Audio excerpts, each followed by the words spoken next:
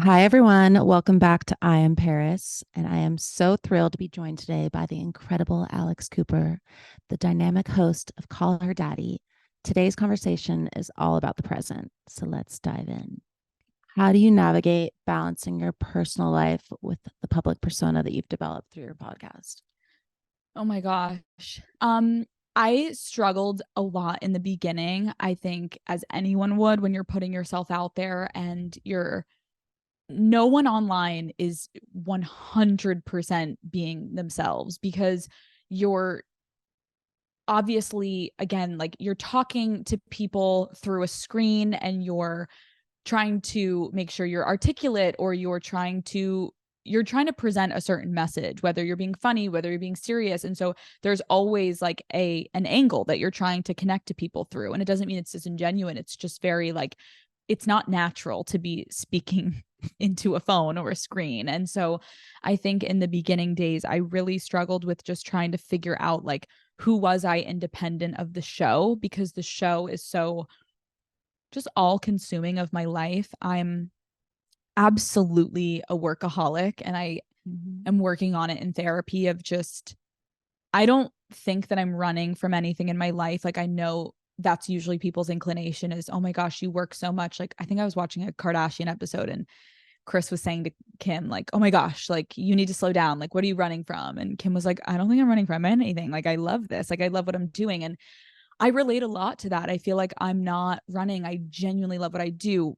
But because I love what I do so much, finding moments to be good in the silence and just not be thinking about work 24/7 is difficult for me. Like I will be laying in bed and if I can't sleep, I'm like picking up my phone and I'm writing down episode ideas, and I'm on the plane and everyone's watching a movie and like I'm writing down episode ideas, and it's just I love it, but I think it's it's difficult. Like I'm not going to sit here and say like I have the answer. I don't think that I have currently completely figured it out, and I think that's okay.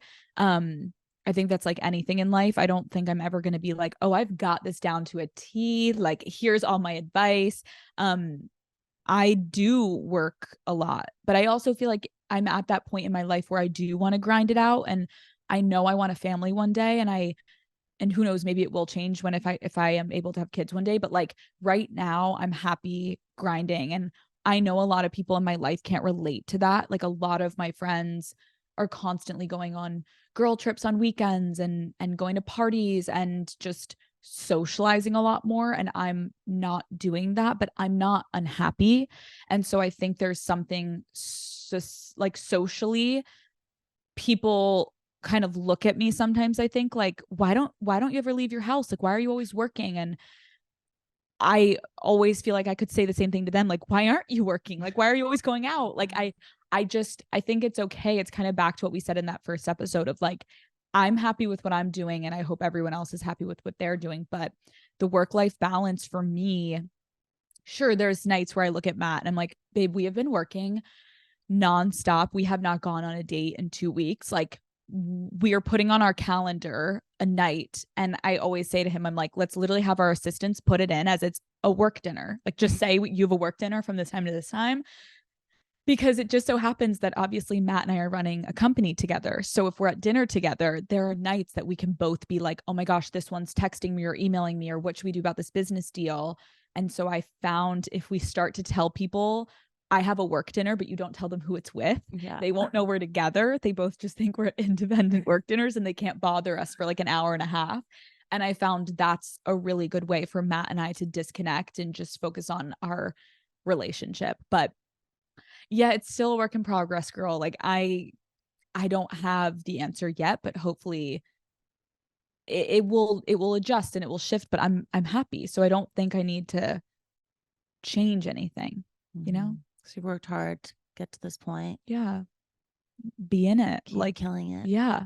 I think it's like I also think sometimes, especially when you see a woman having success, a lot of times people look at you and say like, okay, you did it, you made it, like chill. But no one ever says that to a man. It's like men, it's like in their nature to be in business until they're old and gray and on their way out. Like, but for women, it's like, why do you like, what are you, greedy? Are you like, you're selfish, you're this or that? It's like, why is there such a double standard? And so I get frustrated when I can just tell people, like I've had so many people, and I would be curious to hear your opinion, but I've had so many people already say to me like, oh my gosh, like everything's going to change when you have kids. And no one's saying that to Matt. And I understand there's like a different level of bonding, sure, with like a child and the mother, but it's frustrating because they're basically insinuating your career is going to end when you have kids and Matt's will not. And that to me is just not fair and it's not cool. Have you had anyone say that to you with like now being a mother? Like, why are you doing so much? Yeah, there's definitely people who are just online trying to shame, like, oh, like, why are you going there? Like, you have your baby. Of course, I love my baby so much. I'm with my babies as much as possible, but I've worked really hard to get to this point in my life. And I feel that we're moms or women, we can do it all. And a woman shouldn't have to give up her whole career. Obviously, always prioritize family first. But I feel that you don't just have to be one thing. If you're a mom, you can be it all. Like, so anyone who's just being judgmental, I feel like it's because they don't have anything happening. So they're just mad. Yeah. No, it's such a good point. I remember, I think it was Shay Mitchell came on my podcast and was just like, for so long, when people would say things to me about being a mom, I like resented almost the word for a while because it was like, I know what you're trying to insinuate by saying that. It's like, that's all I am. That's all I bring to the table. I'm not sexy anymore. I'm not cool anymore. I'm not fun anymore. And I agree. Like, I resent the concept that once you have kids as a woman, now, of course, we have an obligation to like raise our children and be the best parents that we can be. But parents, not just mom and not dad. Like it's a team effort. And I think that we sometimes just completely like neglect to make the men accountable in the situation. And so many women are left to just do it on their own. And so I think we both are very fortunate that we, what seems to have like very supportive partners, that like it's a partnership to raising the children. It's not just all on the mom. And it doesn't mean that you have to give up everything when you have a child. So, but yeah, it's just so interesting in passing for people to already say that to me. And I can almost see when people say like your career is going to change so much. Most of the time, it's always men saying it to me. And I can tell there's like this sick excitement behind the way they say it. Like they're kind of saying it like, haha, like it's going to be over for you. And it just kind of like freaks me out when guys say that to me. I'm like, what the fuck is wrong with you? Like, ew. Like, okay, Sickos. leave me alone. Like, I'll decide when my career is over, and it will definitely not be because of me growing my family. No, those are just haters. haters. Bye. Dealt with them forever. Bye, Felicia. I haven't heard that in so long. Bye, Felicia. Game over. Yes. When was the first moment that you felt that you personally had become a celebrity? I also don't really consider myself a celebrity because I feel like I'm always interviewing celebrities. And I know that my job has obviously warranted a lot of public acknowledgement. Like people know who I am. And I'm so fortunate that I look at people knowing who I am as like, okay, that's amazing. People are listening to the show. I don't think I'm still used to it. I think I work really hard to maintain a very normal life. Like, I think that people would be surprised to see how normal my life is compared to probably what they think it is. I think I'm very intentional about the people that I surround myself with. But I mean, I look back and of course, I think moments of like going outside and having people, of course, ask for pictures, like it in New York City, I would say after the first year of Call Her Daddy, I would be in Dwayne Reed and there would be like girls like, oh my gosh, like Alex, like, can we take pictures? And it was so exciting to me because it meant, oh my gosh, you listen and this is so fun. And the brand that I'm building is getting acknowledgement and it seems like they're happy and they like it. And but I will say it never really gets normal. I think my family is so confused in moments when we're at dinners still to this day of like,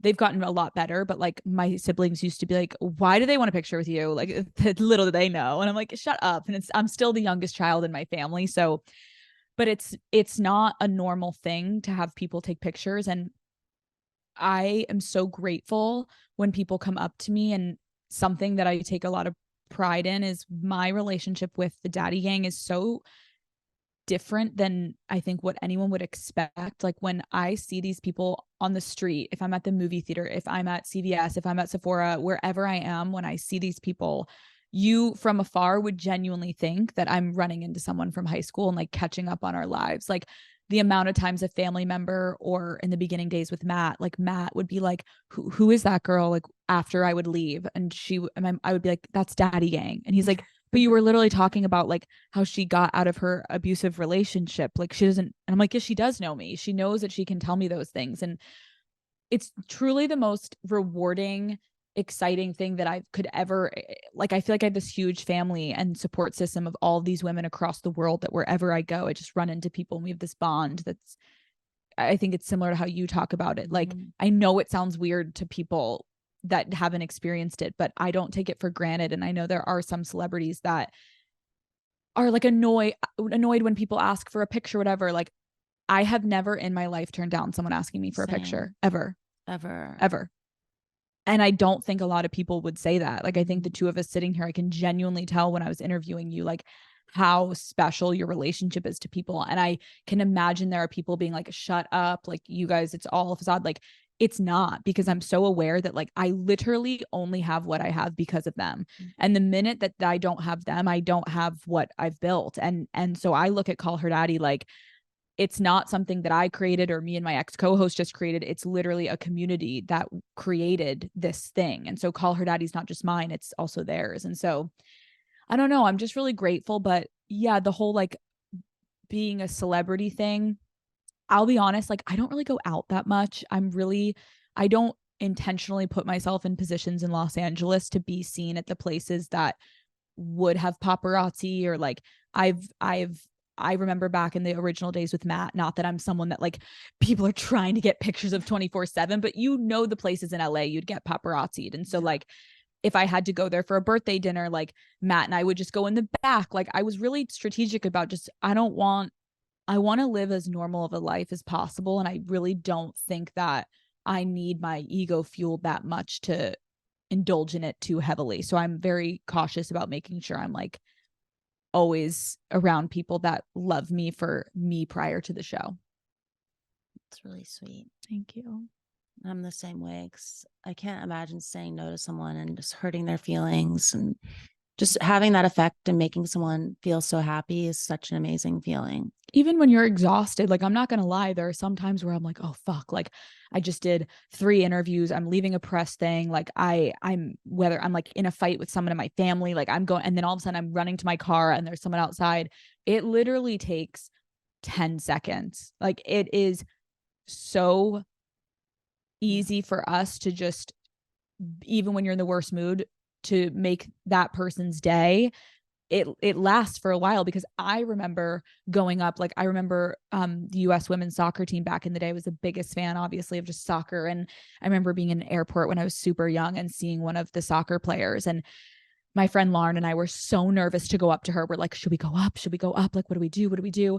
And my mom was like, go up to her, like just say hi. And I remember saying hi to her, and she was so cold and was like, I don't have time, like please leave me alone. And I just remember like little Alex and Lauren walking away being like so devastated. And I've of course never looked at her the same, because I was just like, I idolize you, like what? And again, I don't blame that person. I'm sure she was going through it, but it's even past being like having celebrity or whatever notoriety. Like just, it does not take that much to be a nice person. And I get we all have our bad days, and I do empathize with when I see celebrities, like people are like, she's such a fucking bitch. Like, well, we don't know what people are going through, but I do think you can try to have some level of just grace when you're interacting with people outside of your home, because you also don't know what they're going through, and just putting on a smile and being nice is, it's not that mean the world to them. Yeah.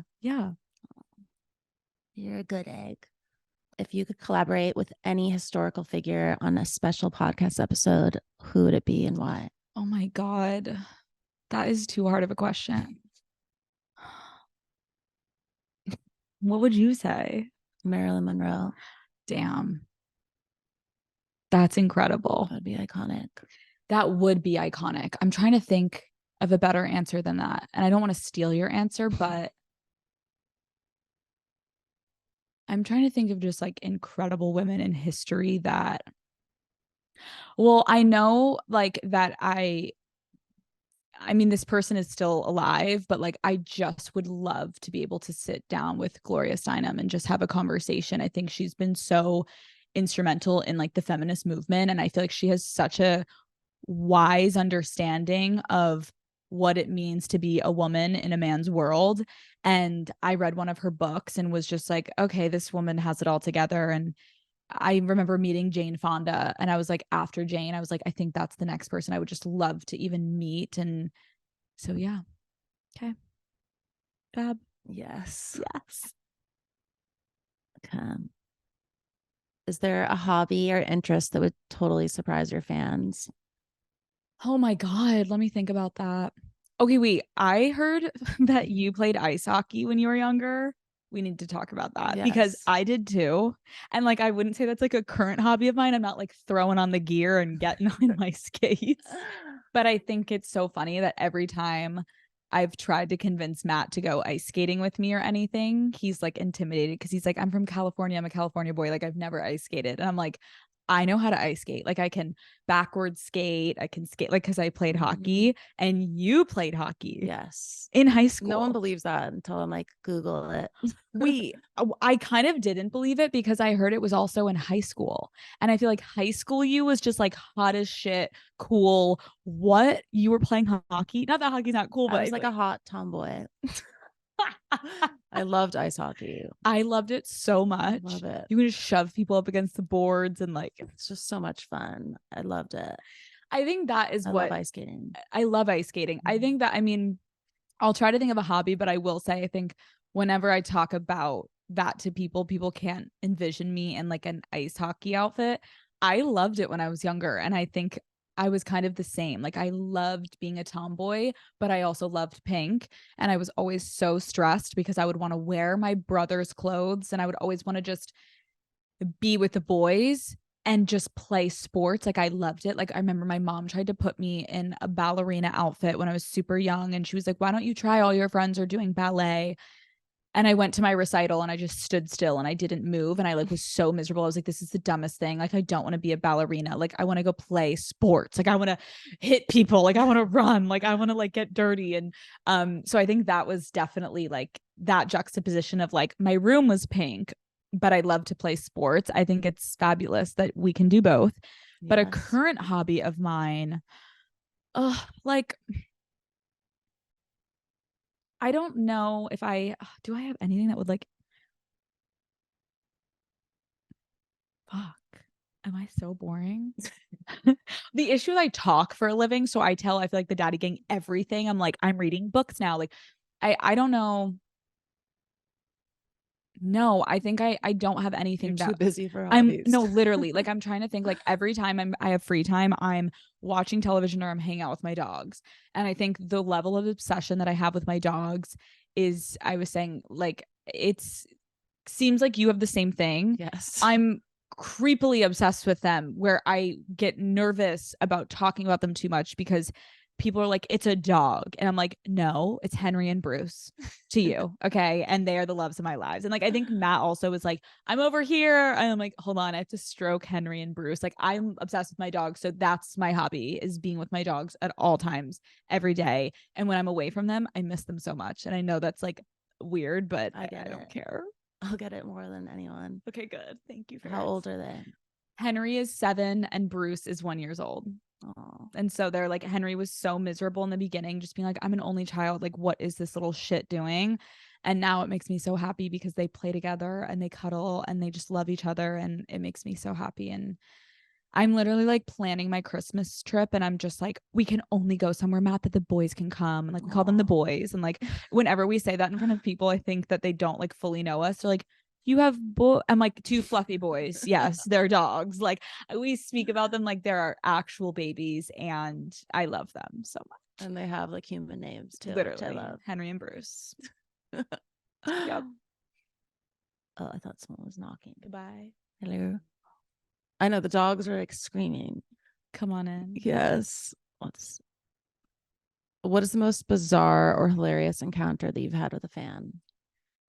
Oh my God. Let me think. I would say I'm in Hawaii with Matt. We're on like a cute couples trip, and I'm walking back to the elevator with Matt, and I had seen this girl all throughout the resort just kind of like eyeing me, and I can immediately spot who's daddy gang. Like I just know. And like half the time people come up to me and they don't even know what to say. They just stare and stand at me, and I'm like, "Hi, it's me. I know you're daddy gang." And they're like, "Hi."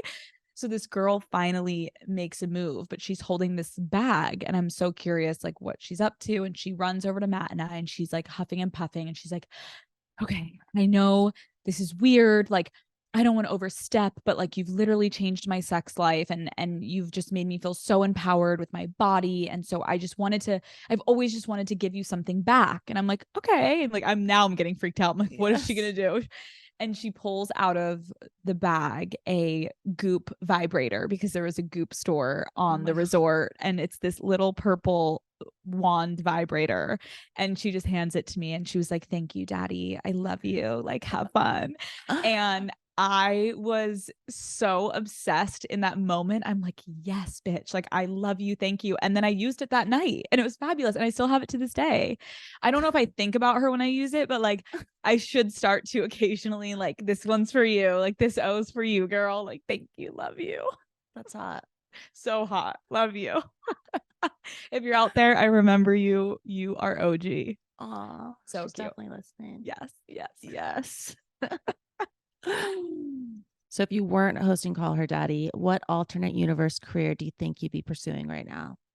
I definitely think that I don't know whether to give like a non-realistic answer or realistic. I mean, the realistic answer is I really always wanted to direct feature films. Like I was obsessed growing up with creating worlds with the camera, and just being so enamored by creating an experience for people to watch and to consume and to feel something. And so I think if I wasn't doing Call Her Daddy, I really would love to start making movies, which though I like kind of lightly am starting to dip my toes into that world because of Matt. And um it's so cool to see him, like currently he's making 3 movies right now all around the world. And whenever we FaceTime, I'm always like, "Okay, wait, tell me everything." And like it's just so cool to see like script development and the casting process and directing and producing and music and editing. Like I just love it, and I'm so passionate about it, and I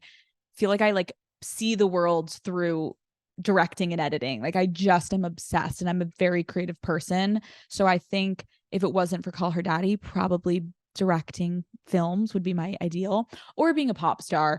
I feel like in an alternate universe, like I never try to sing seriously. Like I feel like I can do a lot of like imitations well, but I feel like I had it in me in a different like universe to be a singer and to like really just give it my all. So if I ever do a Christmas album, you have to be on it. That would be fun. Okay. Yes. So earlier this year, you got engaged to Hollywood producer Matt Kaplan, Who you know. who I've known for like We need to talk about that. so many years. So crazy. Yeah, I've known him. How many years is it? Like since So long. 20 something years. I didn't, because I hadn't realized that Matt's best friend dated Nikki. And I remember when I first started dating him, like naturally just started Googling, and there's like all these pictures, and I was like, "Oh my God, like this is such a small world. Like this is so cool." And then you guys obviously, like, I feel like the way that Matt talks about it, like everyone in those certain schools, like kind of all knew each other. Why is LA so strange that like everyone knows everyone? But yeah, you and Matt just kicking it. Oh, geez. But yes, now we're engaged. And how did that happen?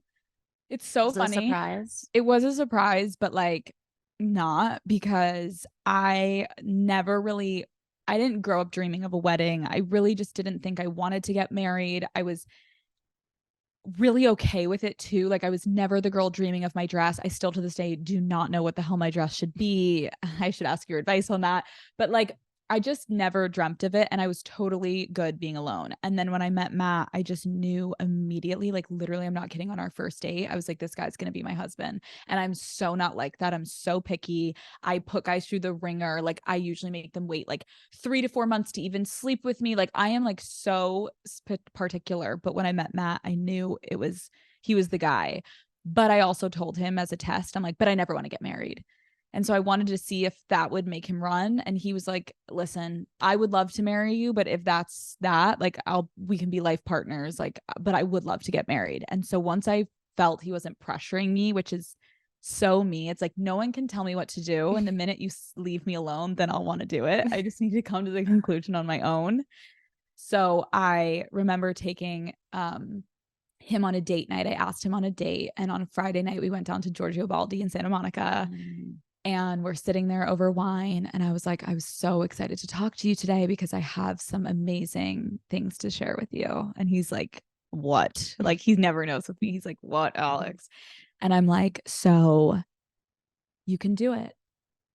And he's like, what? And I'm like, you can propose. We can get married. And he's like, he gets so red and he's so happy and he's like so jolly and happy. And he just is like, he looks like he's going to cry. And he's like, when did you decide this? And I was like, this week. I just started to like really think about it and how much I love you. And I know it means so much to you. And now it is starting to mean something to me. And I think with Matt, marriage was so scary to me because I feel like I've watched so many people around me growing up had failed marriages, and my parents just felt like the outliers. Like my parents are still so in love, and I was like, but that's just a one in a lifetime thing. I'm never going to find the way that my dad treats my mom. And so I kind of just never thought I could find that version of what I grew up around.